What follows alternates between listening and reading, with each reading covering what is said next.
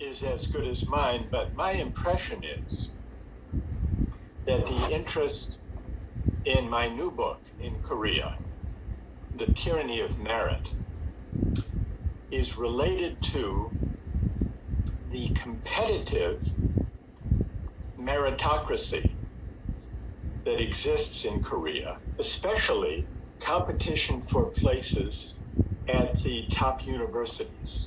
And I've seen the Korean television program Sky Castle,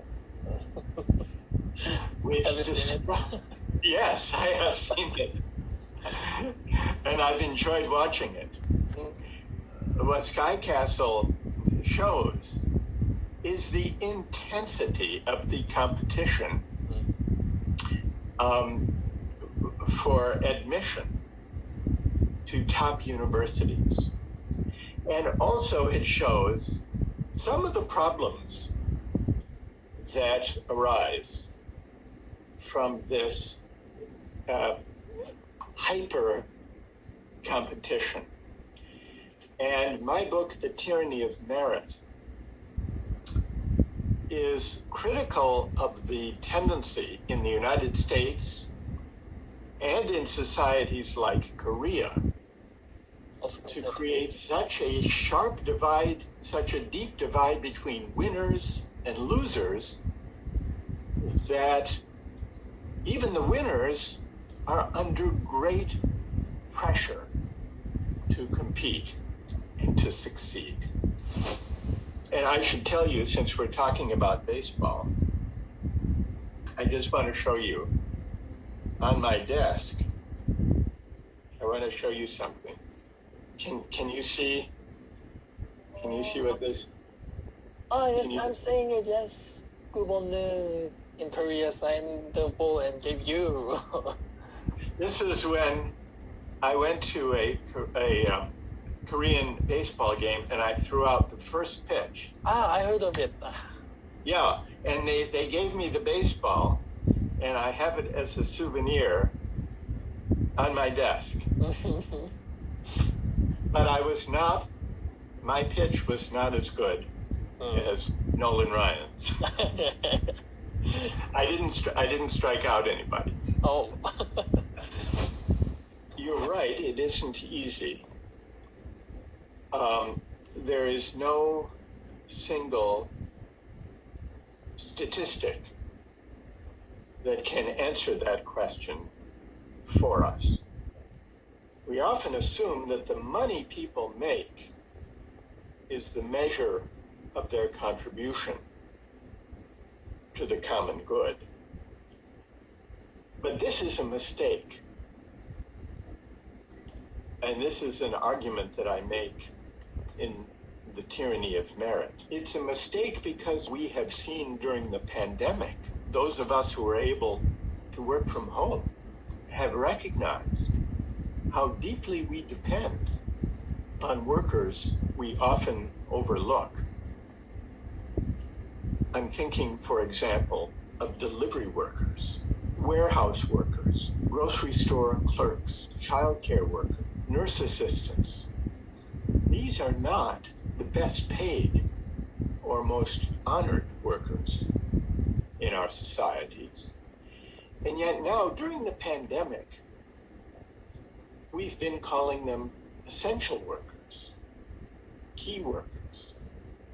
So this could be an opportunity for a broader public debate about how to bring their pay and recognition into better alignment with the importance of the work they do. So there is not a single statistic that can tell us who contributes most.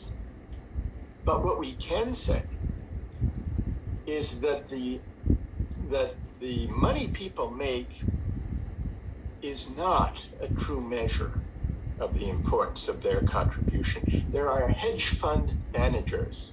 They earn, in some cases, 800, 900 times as much as a nurse or as a doctor treating COVID patients. And yet, would we say that the contribution of a high-frequency stock trader is truly 800 times or 900 times more valuable than the contribution of the nurse or the doctor? Most people would say no.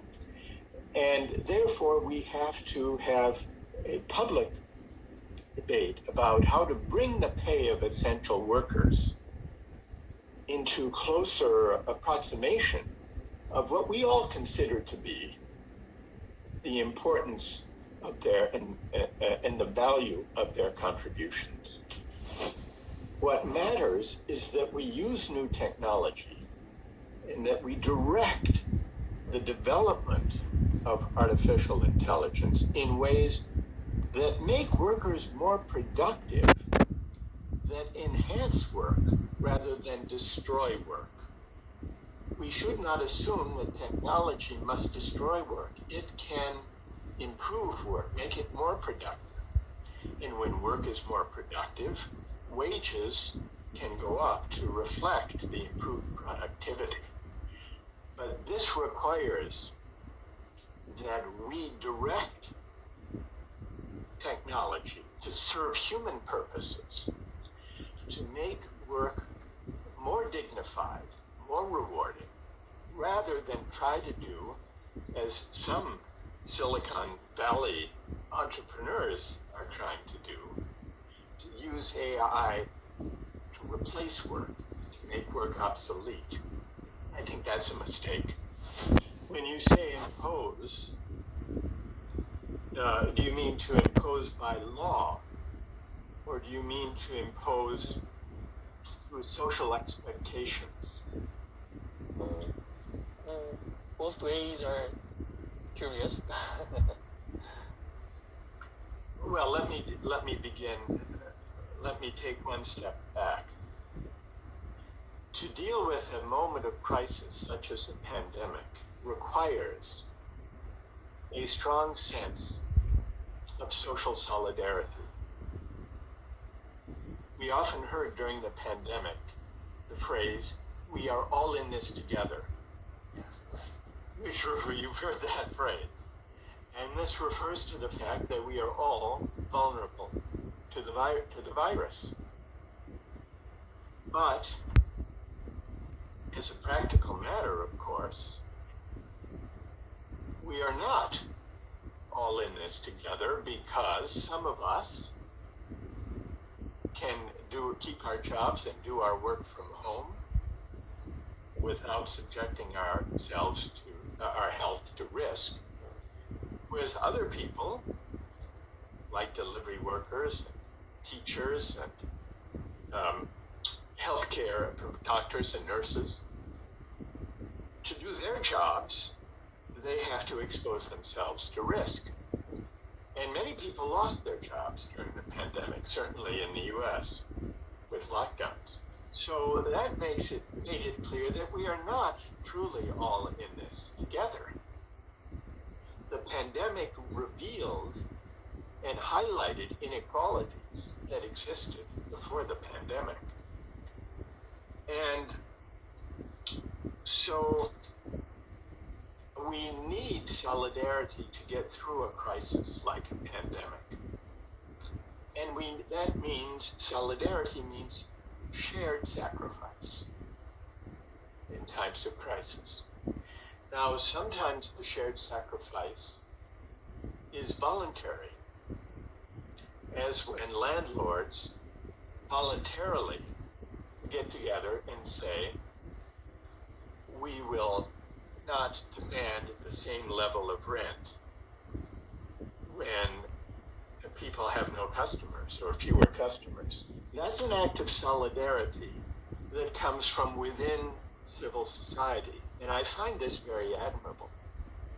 And Korea displayed this sense of voluntary solidarity to a greater extent than we saw in the US. Now, as for the question of legislating shared sacrifice, I think in times of crisis, it is legitimate for government to ask of citizens that the sacrifice be shared. Otherwise, only the most vulnerable will sacrifice.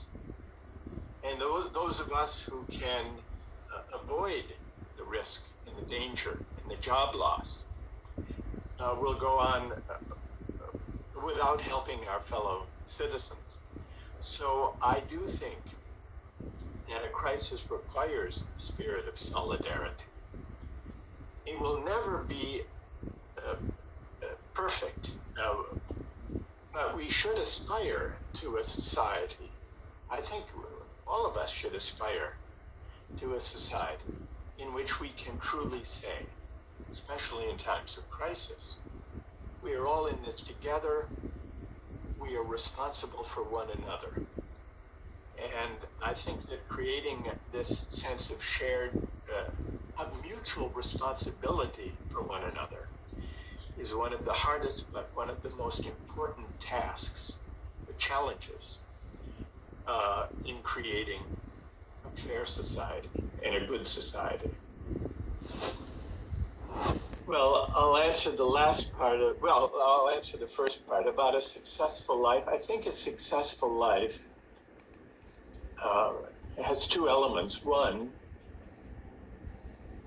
a successful life is a reflective life, a life in which I don't simply accept the way things are, but I reflect on my purposes and ends and question the assumptions that I may have had growing up. It's a reflective life, which is, and I suppose this comes from my interest in philosophy. Philosophy I don't see as a purely academic subject. Yes, of course. I think everyone can be a kind of philosopher, because philosophy really means simply reflecting on one's life as one lives the life and being open to new possibilities that arise when we reflect on the way we live. The other element of a successful life is cultivating and nurturing family and community and friendship. So I would say that these are the two dimensions of a successful life: a life that is reflective and a life that cherishes and cultivates family and friends and community. So those would be the two elements. As for my personal routine, during the summer at least, I try to swim every morning before I go to work, or do some exercise. So before turning to work, whether it's teaching or whether it's writing, that it's possible to get some physical exercise.